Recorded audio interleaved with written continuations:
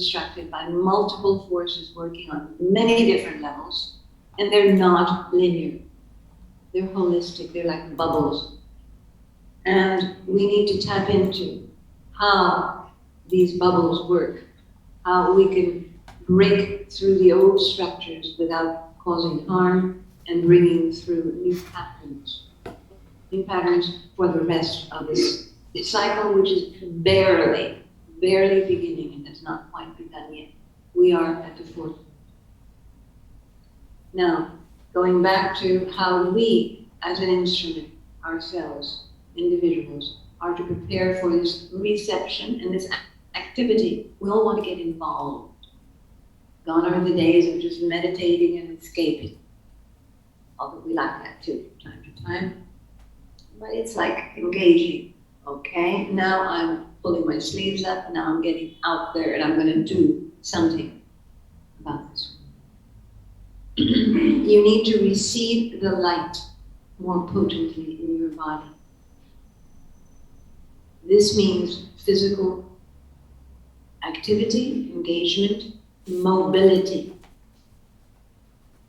This is why yoga, working out especially, this might be healthy for your muscles.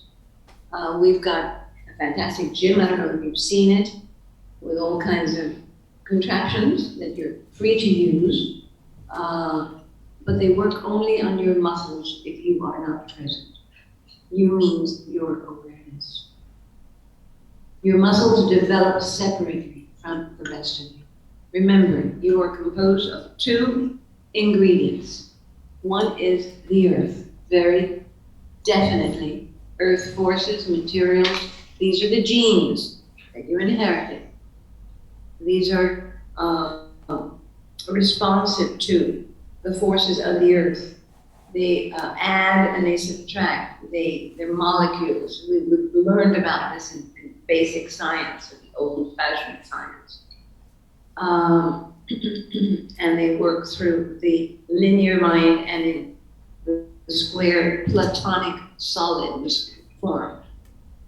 This is our body and everything responding to our body. However, our psychology does not respond nearly to that formula. Our psychology also responds to another formula, which is a formula of light.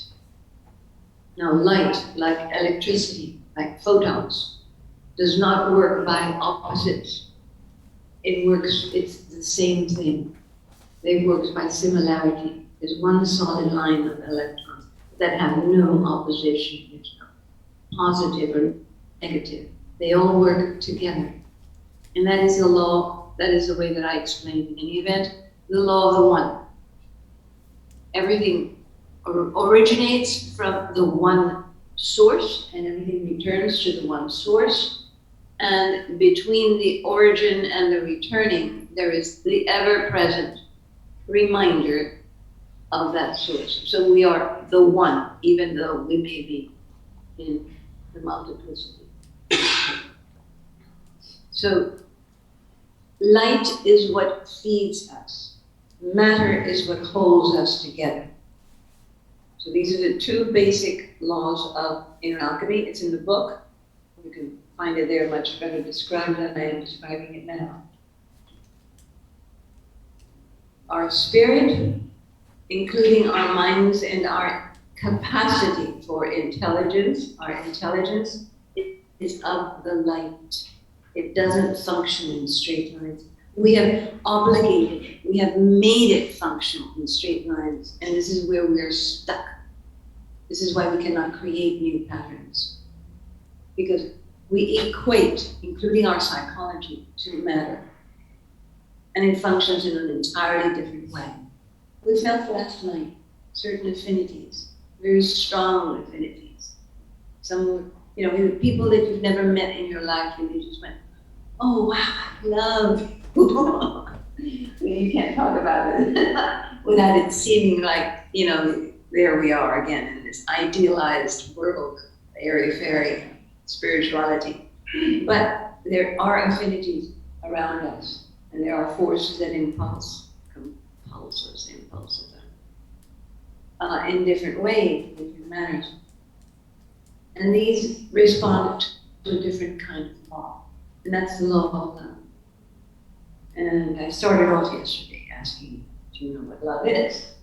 And then we went through the experience, and then at the end of the experience, I said, this is what it's about. This is the power. Only that the power now is in the hands of an unformed, as yet unformed authenticity. You don't yet know who you are, what the power within you is, what you bring with you.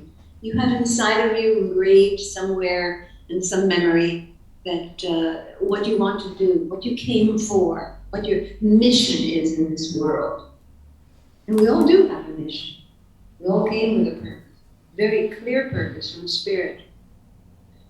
But that is not clear. And it's not clear because there are so many other priorities in the way. We're living in a world of matter, so we're living in a world of attractions and repulsions. There's our partners, husbands, wives, partners, there's our ambitions, our fears. So all of this is in the way, and all of this pertains to the level of matter, the agglomeration of matter that doesn't allow us to be free. We're carrying these bundles, these packages, these rocks. I call it a backpack of rocks, which are our beliefs, our conditionings. And this is the painful part that we have to start looking at as of now. Because the light cannot come through these rocks. So we have to, first of all, learn how to focus our attention, our intelligence, into these spaces in between the rocks, into the now, and that is the now. In the now, I've been hearing this since I was 20 years old, and I started off in this work. Be here now, you know. Yeah, sure, great, be here now. Yeah, what does that really mean? And the experience of being here now stops the mind. It brings you to what? What are you inhabiting? What is your temple? The body. It brings you to an experience of what is happening in the now, which is nature, which is pulsation, which is the experience of your whole body. We're not used to living in that. We'll talk about it, and then we'll go and do something else. But being in the now represents being observed.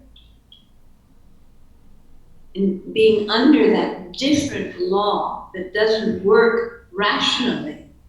There is no way I can explain rationally what we're going to be doing. Or that you can understand where you're going, and often what the exercises are about.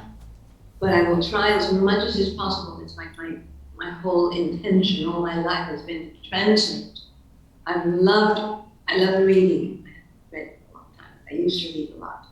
I don't read because I don't have time to read now. I'm doing it. I'm applying it. But I love religions. I'm very devotional. I've been into every religion, the major religions. I've been into Sufism, Islamic Sufism. I was brought up a Christian, Catholic Christian. I was even in Orthodox Christianity. I wanted to be Jewish all my life when I was young. So I attended everything my friends everywhere. I went to New York University, which is known as New York, and I'm a Jew. So that was a very dear religion and tradition, culture for me. And so on and so forth, into Buddhism. Buddhism is sublime. Buddhism contains the highest, most intelligent psychology of humanity to now, if you really study Buddhism. And so on. So for Hinduism, right? In India for many, many years. So in all of them, we find these ways of communing with that which is source. And they all say the same thing, and the vocabulary is different. Similes, metaphors, metaphors. And going back to why the individual needs to work on his body, because the body is the memory of the planet. When you chose to embody, you chose the genes, you chose the parents, you chose the place, and you chose the time. Time is not linear, but in any event, you chose this particular moment for a particular purpose. And you bring all of those memories that were in your genes. They're there for you to use and develop. And then the minds of your parents and your culture and so on conditioned you in a certain way. But you are not that. You come from the stars. You come from nowhere. You come from emptiness and fullness. You come from light. You come from a different law altogether, a different universe. And you have been through this process many, many, many times. You've had many bodies, many stories. In order to live one fully, you need to forget about all the previous ones, so that you can embody this one. This is why you can't remember now.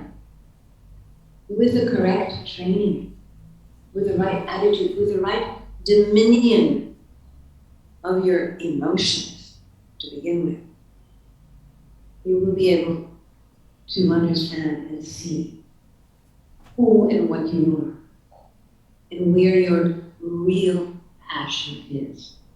I'm Latin, so I'm exaggerated sometimes. It's just the way that I talk. But I talk about spirituality being passion. It's got to be passion. It's an engagement, it's a love affair with something that involves all of you. Every single little atom of your body, everything in your mind, everything in your emotions. And your emotions have got to be, as we say in Spanish, a flor de piel. It's got to be here on the surface. It's got to be available.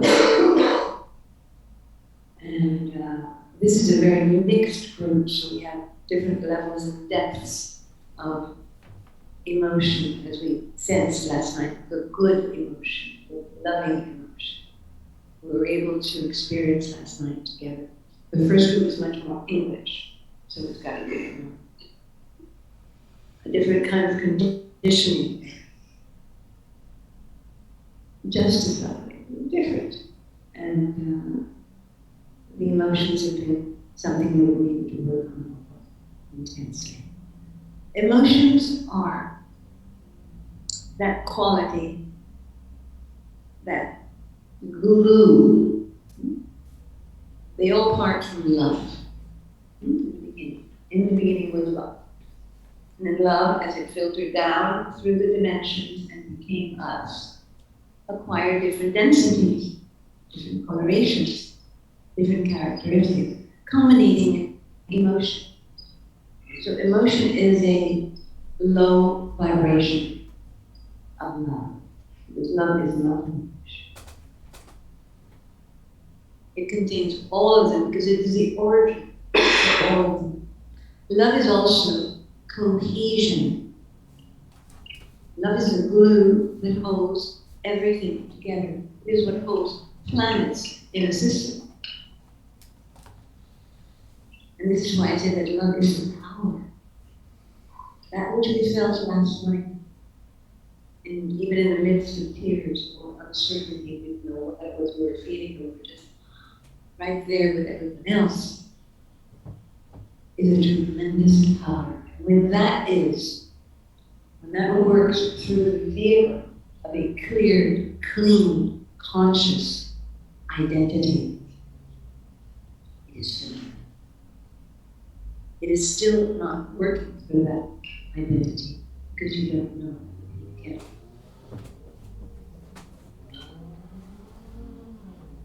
To create that identity, to polish, I should say, that identity, we need to look at all the beliefs, all the imprints that have gone into us that do not belong to us, the memories of the race, events, conditions, even climatic conditions. I mean, COVID has been a Phoenix experience. This is the way I describe it. And a lot is happening through that and after that. So we are the product of all of this as an identity. The identity is when you begin to understand in this non-linear way who and what that force in you is that is eternal. When you begin to love that force, we call it the I am presence. We will be doing an alignment, first alignment. There is a YouTube presentation of this. Go back to, you can listen to in your homes. It is a full, explained twice fully in the book as a master practice, and just later on talking about the alchemical alignment. And that is a basic posture that you need to adopt constantly if we are to practice what I am celebrating, what I am proposing.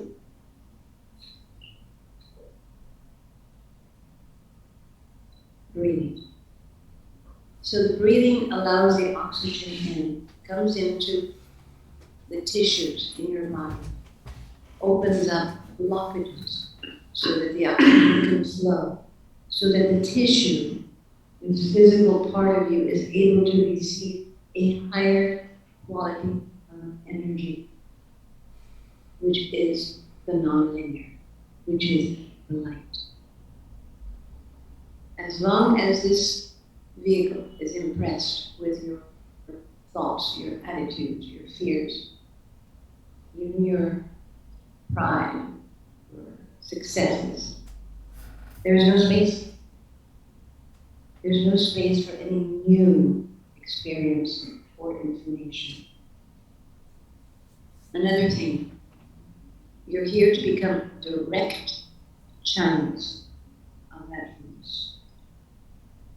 And one of the things I said in the interview is this system does not combine with anything else. There's to be no shamanic work. And of course, again, I repeat the drug thing because that was important at the very end with a couple of people that I had to say no to. Even microdosage, even any kind of hallucinogens whatsoever, except under prescription for specific reasons, do not combine with this book. It does not come from my attitude, it does not come from judgment. I've explored everything, except heroin. I've tried everything. I come from a generation that did everything. Free sex, free everything. So I'm talking to you from knowing. I was under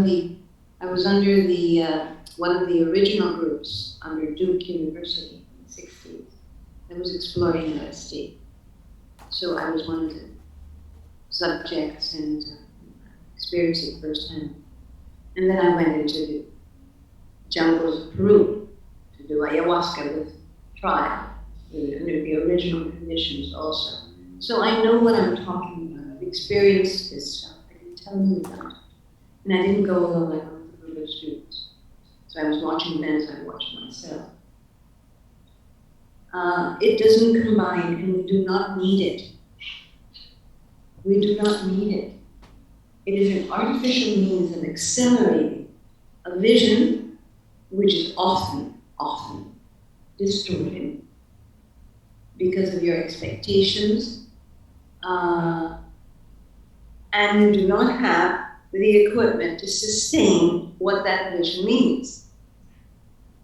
So the equipment is the body, and this is why we need to work so assiduously, constantly, with the physical form, that it creates the foundation to hold and be able to process these energies that we are going to be accessing. The breathing will begin to break through those pockets of specialization, and they're all lodged in your body. Just as you feel that you are separate, and you're separate in many more ways than one you can imagine. You separate yourself from others. By I like this, I don't like that. And we call it, in the last 20 years, preference. It's the same thing. You like it, you don't. And that is an attraction. I want this possession. I don't want that rejection. So our lives, our whole psyches are filled with these things. When we think we are special, we don't want to mix with people. We get emotional around people who are incapacitated, and therefore we do not judge them, but we can't be around them because we don't have the emotional tolerance to hold pain and be able to be with someone in really compassionate ways. So there's many, many different things which I'm sure you will discover as we go on. And I really want you to be thinking about your whole life history and correcting. So when we're breathing, let's say, into the base, into the first sector of breathing, just the belly, we're actually opening up to all of this pranic region, which is kind of prana, energy, breath, ether, it's an Eastern term, which corresponds to my relationship, not just with the chakras, with life itself, with everything having to do with my body and my connection to material things. So we open up this region in you, and with that opening up, you will begin to open up your own pelvic region. And it's very important to open up the pelvic region. And okay, so sex is involved, the sexual region is also involved. But this is not sex, this is sexuality, which is the nature of the physical body. So let's get rid of all these labels that we have about the use of the sexual organs for exclusively sex and personal pleasure. It is the source. It connects you, it's like a volcanic opening into the earth itself. It connects you with those forces of earth which you will need in order to rise and connect with those forces that are pouring down, which are cosmic forces. Okay, so we use some of the principles of the way before we in our alchemy books. So the first belly region will open up that area. I'm sure it was mentioned, and if it was not, it will be mentioned many times. Open the sphincter muscle. You did the anal breathing, right? Everybody laughs about it. Breathing. Sometimes anal breathing can be quite expressive.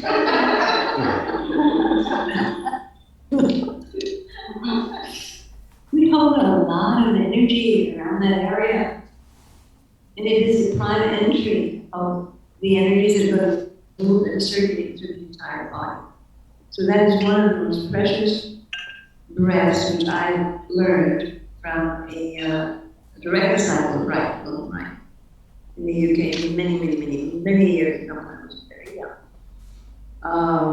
And it's a beauty, it's a little gem of an exercise which you can do at home, and it opens up reverberations in the whole body. Okay, but that is part of the sequence we gave this morning. The actual breathing into the belly opens up that entire region, and your memories, impressed in the body. The second region, which is the diaphragm, which is the side way of breathing, okay? It has to do with your control over your mind, your thoughts, and it also is the link between the lower and the upper parts of your body, the whole diaphragm region. And most people do not breathe, as I said last night, fully, and they have diaphragmatic breathing to a minimum, so it's like little enough to just get by. So you experienced this morning what it is to breathe more fully. Some of you may have even gotten the tetany, the prickly feelings in your fingers, or sometimes in the mouth. When you take in more oxygen than your body is used to, nothing is going to happen. You will assimilate that. Your body will build up a tolerance for more and more oxygen. It's an immediate result. And then finally, the upper chest breathing is very, very, very important for the emotional contact with yourself and with others. And this is why we press very deeply. And very few people breathe into the upper chest. And when they breathe, it's like a pattern like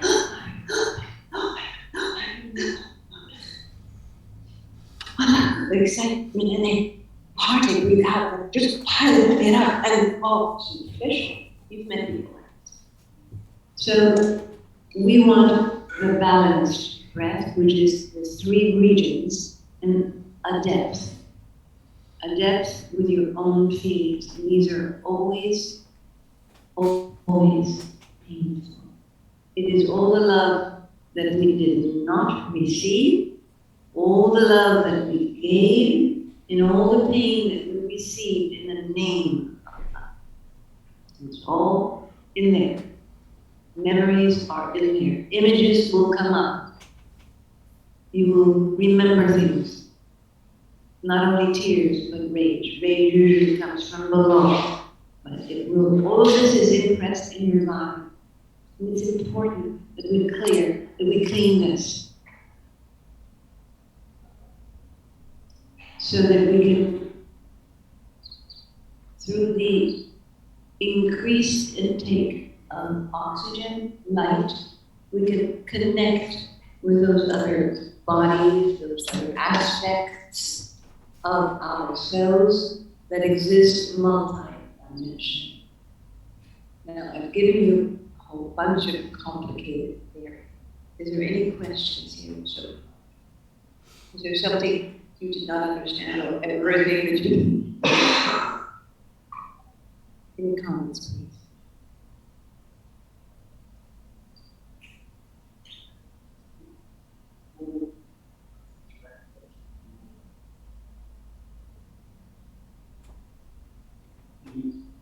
Always resolution and sound the more we practice these projects and less emotional. It's not that there's no have to stay there. You work through that. I was saying using the breath work, those emotions, the painful memories, will get to see growth in more times in practice. The goal is to release that feeling and move past that, to open up the channels. That's the that's the goal. That's the idea. Yes, but there's a little bit of a misconception that it's convenient for us to live to hear and understand. And that is that the more emotions you release, the less emotional you become. Sorry. We are emotional. We're deeply, deeply emotional. Emotions are the way that we connect with life, with trees, with plants, with animals, with one another. The real living connection is emotional. It is a reciprocity. Emotions work, and as you'll hear about tomorrow, they work in a loop. So they're tying me, connecting me to you. And I'm reverberating through me, and I feel you. So this sensitivity will only increase, but your capacity, again, for lack of a better word, to tolerate, to sustain that voltage will also increase. And it will not hurt you in the same way. You will feel the pain of the rent. We're deeply compassionate people. And this path of inner alchemy is not a path of escapism in the least. It's a path that embraces all of humanity within you.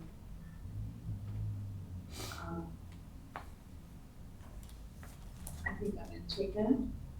Anything left to say? I think it's for you.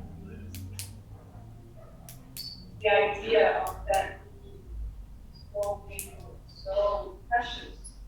If you cannot share it with one another.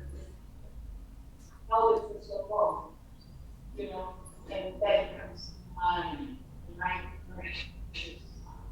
And that really holds, like we were saying, the backpack of stones that you carry, that it's like, we don't need that. But we do need to get in there and own that. And remove from that energy, the love that is there, the light that is there, remove it and let it extend itself. And that will give us more and more sustainability of that light and not of the pain. You see, because we're so attached to the pain that all we hold is pain. And that's what we hold. Thank you, Monica. Yes.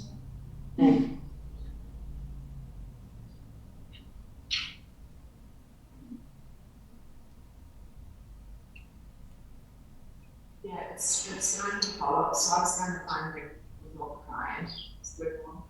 It seems slightly weird. I know you forgot about the process a little bit. So is there a balance between, when you're crying, you just really keep trying to focus on the breathing? Or, it's like there's so much crying, it's just like, whoa. Well, I think you're focusing on the doing. It just happens. The crying is a release. It's like, oh my God, finally, you're just opening and everything's coming out. And the experience is that it's necessary and tragic for people or anyone. It's just really. When I first met my dear friend, Dolores back then, she cried for 3 full days. She couldn't look at me without bursting into tears. Finally, the word servant.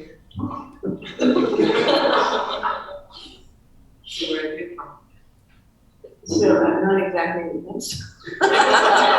Inspiration. That's it.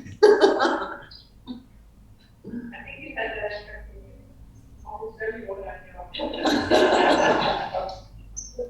just got to open up and Fortunately and unfortunately, when I was younger, I was so heavy, and I was a heavy teenager. I was a heavy kid, and people would see me as heavy. I didn't particularly want to be heavy. I wanted to be light, like supposedly everybody else. But we are who we are, what we are, and we bring through us that which we are, okay, and for the purpose that we're here for. My purpose is this. So don't worry about the comments, just clear. Any other questions? Yes, please.